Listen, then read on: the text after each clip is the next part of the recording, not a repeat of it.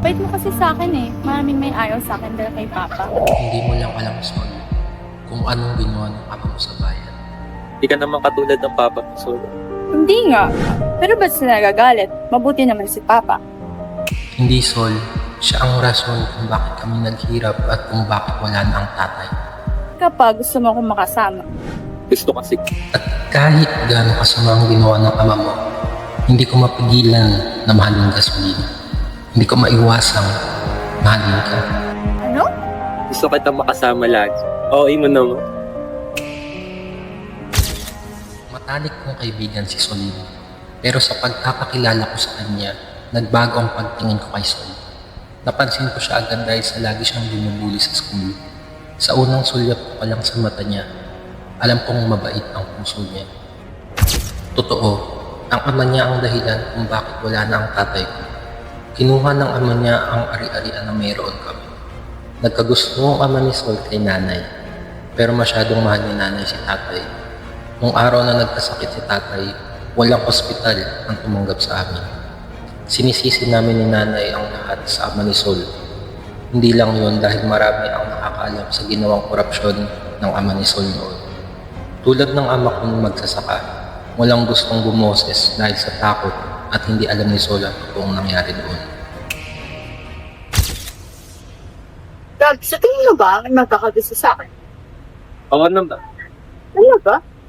Kung mag-aayos ka lang sa sarili mo. Pero hindi. Para sa akin, kahit wala kang ayos, Sol, napakaganda mo. Over ka naman. Maganda lang masisulit. Wala naman akong sinabing pangit si Solid. Gab, ikaw ba? Magugustuhan mo ba?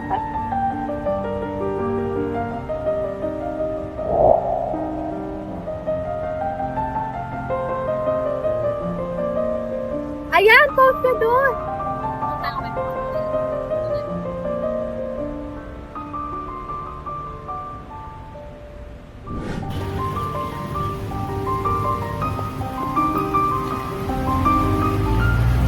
Gusto ka tapos medyo angat mo balakaw.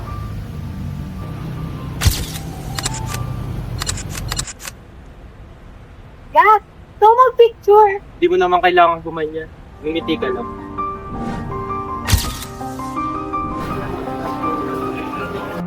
Kahit na. Gab, gusto mo?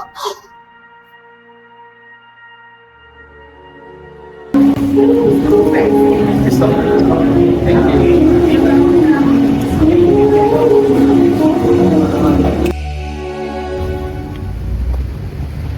Gab, Ano yun, Sol? gusto ko daw ni Katrina. Ikaw ang gusto ko, Solina. Gusto mo din ba siya? Hindi ko siya gusto, Sol.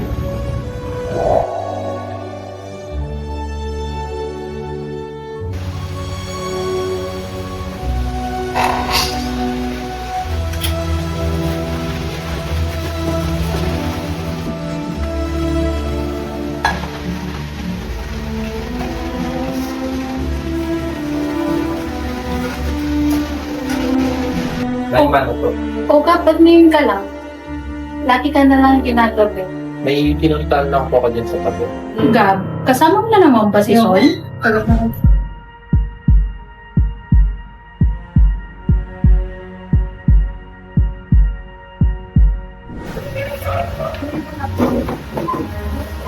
Anak, sinabi ko naman sa'yo, di ba? Layuan mo si Sol.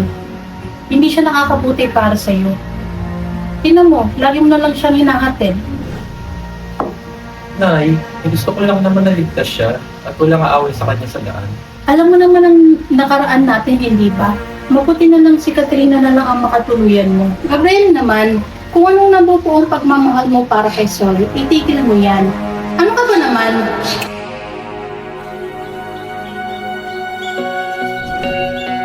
Solid. Ano yon, Gab? Solid. Mahal na ata kita.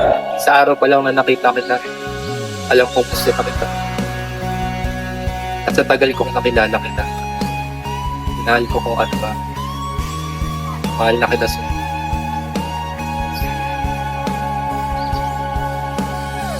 Naiintindihan ko kung di mo ako magugustuhan, Fred. Mahal din kita, Gab. Matagal na. Ayoko lang masira pagkakaibigan natin.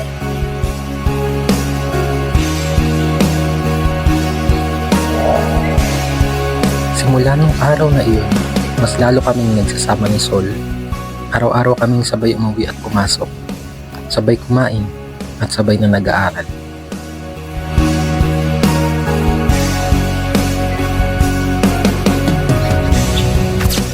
Mahal na mahal kita, Sol. Mahal na mahal din kita, Gab. Lagi ako nagpapasalamat sa lahat ng bagay na ginagawa mo para sa akin.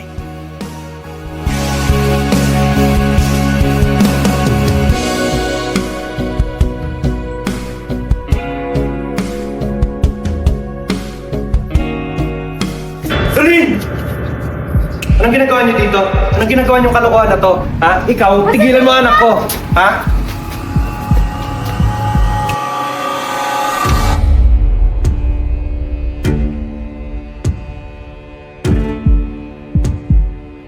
Mo ang anak ko. Mahal ko ang anak niyo. Nababagi sa anak ko.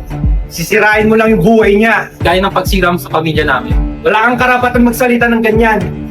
Dahil di mo ako kilala. Ang tatay mo, Arsoy, kung bakit hindi ako kinasal kay Cynthia. Kaya kayong mahirap, nararapat lang maging mahirap habang buhay. Kaya hindi kayo minahal ni nanay dahil sa kasamaan nyo. At wala kayong karapatan magsalita sa mahirap. Dahil ang kurakot na tulad nyo ang isa sa mga dahilan kung bakit lubog ang sistema sa lipunan. Ang sabi mo? Aliwan mo si Sol dahil hindi mo magugustuhan yung mangyayari sa'yo.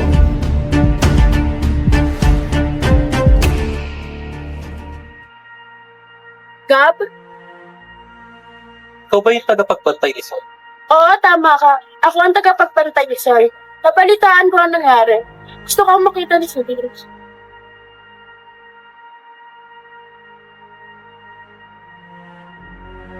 Gab, Sol! Huwag mo kong iiwan. kailangan na nating maghiwalay, Gab. Ayoko makitang nanghihirapan ka. Lalayo tayo. Hindi ka naman katulad ng ama mo, di ba? Hindi mo ako pinapahirapan. Hindi ko alam kung anong kayang gawin pa ni Papa. Dahil bukod pa sa ginawa niya sa tatay niya, hindi ko rin alam kung anong kayang gawin niya pa sa'yo. Mahal na mahal kita, Gabriel. Pero hindi talaga tayo pwedeng magsama.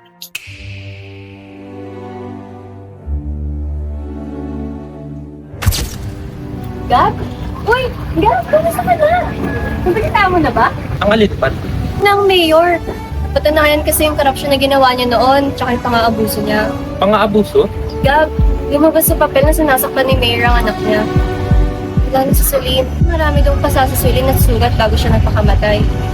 Gab, bakala ko kasi ikaw unang makakaalam eh. Ah, ano?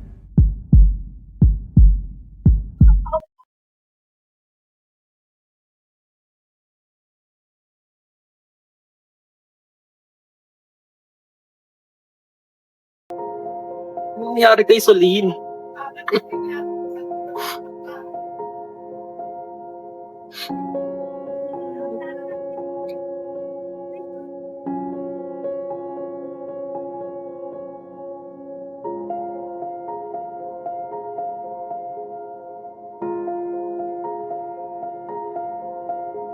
Ipangako kami sa isa't isa eh.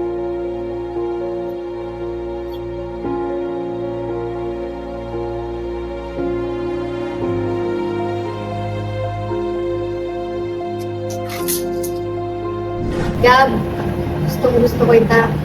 Pero tanggap ko na mas mahal mo si Sol. Ilang beses kong sinubukang mapansin mo. At alam kong hindi mo ko kayang magustuhan. Gaya ng pagkakagusto mo kay Sol. Tanggap ko na lahat, Gab. Binigay sa akin ni Sol ang sulat na ito bago ang balitang wala na siya.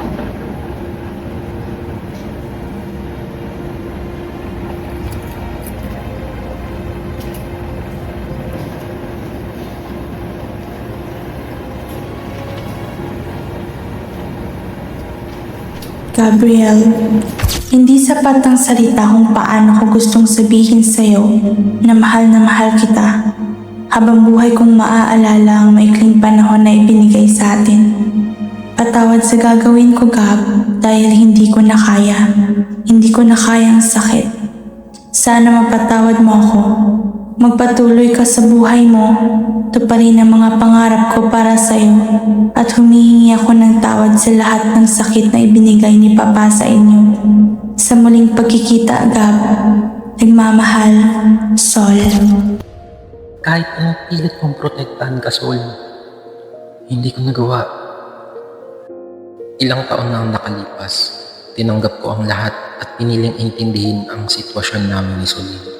Alam kong hindi ko na makikita si Sol, pero ang sandaling magkasama kami ang nagsilbing liwanag ko sa buhay. Hindi madali ang lahat, pero naniniwala ako na ang pagmamahal na meron kami ni Sol ang magpapatunay kung gaano kaliwanag ang buhay na naghihintay para sa akin. Sol, ikaw ang araw at liwanag ko. Patuloy ko tang mamahalin at pagmamasdan